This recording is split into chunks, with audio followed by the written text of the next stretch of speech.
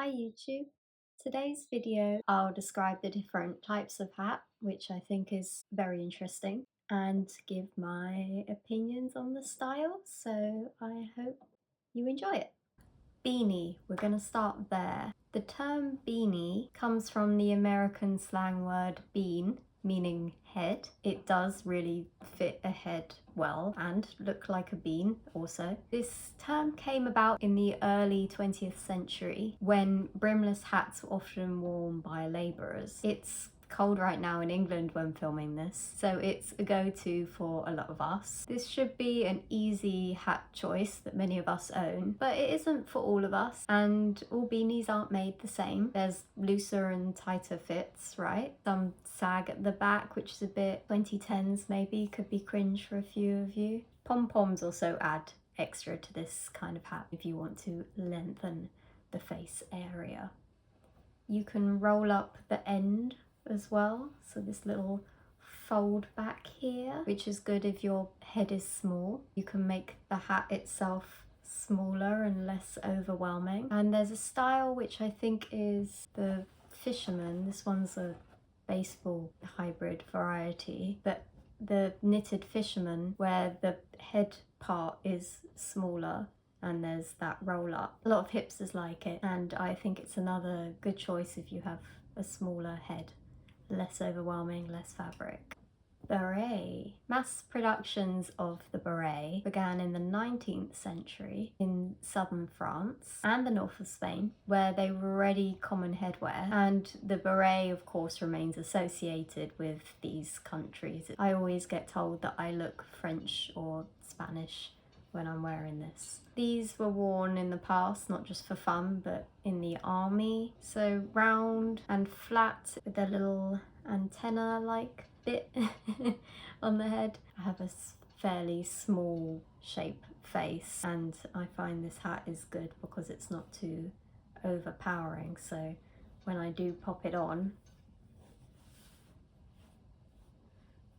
and you're really only getting a little bit of something there, but my head is still warm. These can be worn in a number of ways. I like to push it back a bit, but other people will tilt it to the side. Could be nice if you're feeling fun. Again, it depends on your hair as well. If you've got a fringe, my fringe is symmetrical, so the hat is symmetrical on me. Maybe you've got a side fringe and you want to tilt your beret to the opposite side. You can definitely have a little bit of fun with it.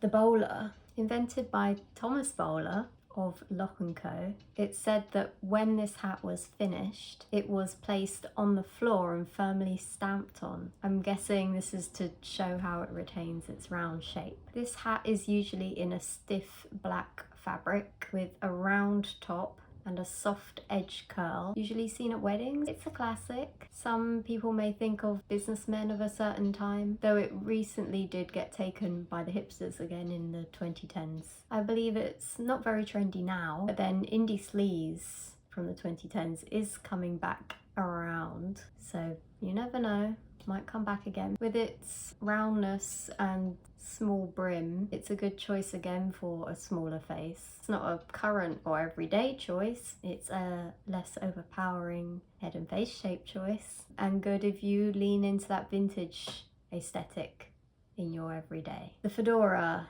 This hat was introduced in the 1890s by French hat maker Victorien Sardou and named after the title character in his play Fedora. Who knew? Cool bit of trivia, which is what this video is filled with, hat trivia. It's got a slightly higher and pinched top with a fairly regular brim, so a fairly regular face shape. Probably works well with a fedora. Not too big, not too small as hats go. This style has probably been ruined by pop culture in the 2000s, with nerdy guys online tipping the brim of their fedora. There's also connotations of detectives wearing the fedora as well, wearing that trench coat and fedora. Probably helps as well if it's in a woven fabric or a beachy style, that makes it feel less fedora-y, a fedora. A trilby. Not too dissimilar from a fedora really. A classic again, with a smaller and angled down brim and less height. It was once viewed as the favoured hat of rich men. If you want to look like new money, you could bring it back. Hollywood classics like Frank Sinatra used to give glamour in this style. Could be nice for a preppy aesthetic. And a good summer choice again in that woven fabric. And even better for a smaller face than a fedora because it's a little bit downsized. Panama. This style was actually made in Ecuador, like the two from earlier, but with two indents on the crown being the top part, and a wider brim. Quite beachy, quite boho-y, quite cowboy-y. I think to pull off that height and extra brim, you'd need a bigger head, bigger face to really carry this style off. Cowboy. So, cowboy hats, like the Mexican sombreros, were designed in response to demands of the physical environment. The concept of a broad-brimmed hat with a high crown for wear by riders on horseback can be seen as far back as the Mongolian horsemen of the 13th century. This hat also has a lot of height and may take a wearer with enough volume themselves to carry off such a hat, and confidence. This is a confident choice of hat. It's also saying something about your style vibes, like I'm a bit country, I'm a bit boho, I like Beyonce, etc. The boater. Boaters came from the straw hat traditionally worn by gondoliers in Venice. It has a ribbon that hangs freely off the back. This hat is medium and topped with a flat medium brim, so pretty harmless in the middle, not too big, not too small kind of wearer. It's a nice summer choice and would, like I say, suit most people. Quite preppy, but still a fairly safe summer choice to go for. The flat cap. The birth of the flat cap likely dates back to 1300 Northern England. A flat cap is a rounded cap with a small stiff brim in the front. You'll see these in tweeds and typically worn probably by an older wearer. They are very old school traditional vibes, very royal family goes hunting. It's another small hat that won't overpower the wearer, but it's a style choice mainly. If you like wearing wax coats and tweeds, then this is probably a match for you. Bakerboy. Despite its name, the bakerboy cap wasn't actually worn by bakers. It was worn by males, typically in other trades, including people that worked on docks, ships, and even bandits. By the early 20th century, it had become synonymous with a newsstand boy. And you've probably heard that name like newsy cap. Maybe that's another name for the baker boy. This cap has 8 panels and a small brim, and they can also have like a little band around them that pushes the hat up in a kind of sailor-y style. Probably suit most, to be honest. Not too small, not too large. So again, style comes into it when deciding if this hat is for you. This cap had a resurgence in the 2000s and then a little again in the 2010s. They were all kind of leathery and black and that sort of thing. And I think with the current Y2K vibes, we could see this growing again in popularity. I have been seeing a few of them in the wintry fabrics, you know, the tweeds, the wools, those kind of things. Maybe not necessarily as many black ones as before. Could be a fairly current choice again now that it's made the rounds, the paper rounds. The baseball cap, a classic again. In 1860, the Brooklyn Excelsiors were the ancestor of our modern rounded top baseball cap, which featured a long peak and button on top.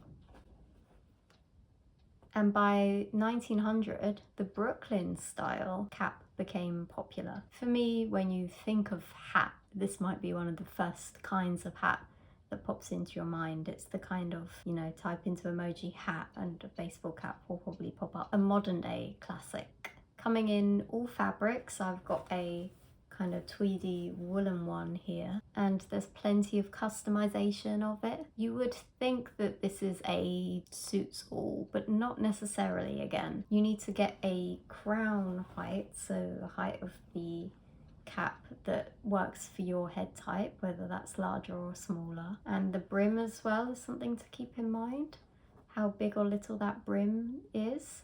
This is a hat that I personally struggle to wear. I don't know if my style just doesn't really fit that sporty aesthetic, or if the brim is just too big for my little face. And we all style them differently on our heads. Are we wearing them to the front?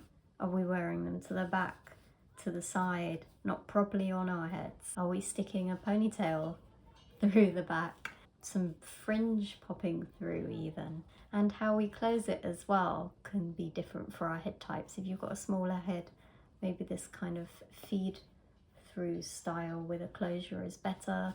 There's the snapback ones with their little buttons, there's Velcro, whatever keeps it on your head better. The trucker style has those little ventilated bits, if that's your vibe. I think this is one of those things that even though it seems like it's for everybody, it's got to match your vibes. Find the fabric, find the height, find the way it works for you if you want to wear this style. They are clearly multi-seasonal now, not just for summer, not just to support your sports team, but it can be a wintry fabric too if you really like the shape and you want to take it into the colder weathers.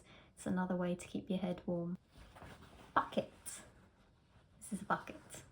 Matches me. The bucket hat first appeared in rural Irish farming and fishing communities in the early 1900s. Who knew? These hats gained popularity as fashion accessories in the 1960s, particularly in the mod movement. We were seeing them in that kind of PVC rain fabric with a matching coat. They became hip hop and street culture icons in the 80s and 90s. Kangol hat in that kind of woolly fabric, and then they were revived again in the 2010s when we revived 90s fashion for festivals. Shout out to my friend Crystal, who says that these look like inside of the rice cooker. Come wash your rice in that. Flat top, flat again, out just a little bit, like a sort of kick flare. Watch the height with this, make sure it's right for you, again in proportion. A little brim like this is personally good for a little face like my own. Turn it up at the front and make it really cute. That feels quite retro as well. I think I had a Barbie hat like that with a big sunflower in the middle. If it doesn't make you cringe, then it can be quite fun. Nice summer alternative, and equally they make them in the winter woolly fabrics as well. So that can be another nice choice if maybe the baseball cap doesn't feel so you. These are just some of the main hat types. There are many out there. Just naming some of the ones in pop culture that you can probably find. Of course, different styles will make resurgences. I know that even with the knitted hats at the moment, we're getting some with big old flaps on the side and toggles, which feels kind of Y2K again. The cat ear ones, very Y2K. Hats are another nice accessory that can finish off that look as well as keeping you warm. I think it is nice for us to have a range to pick from if you're a hat person. Some people are just not hat people. If you're a hat person, it can be nice to have a few. I've got a range here. I'm a hat person. Get very cold in the winter, so I like to have different options that can keep my head warm but not make my teeny head look too teeny. So actually the extra height can be a little bit helpful. When my coat is really big, I make my head look a little bit bigger, and then it looks a little less pea-sized next to my coat. So I hope you've enjoyed learning more about where fashion items come from. I know I found this very interesting in the research, and I will hopefully find more cool things that I can explain to you guys. Thank you for watching this video. Goodbye.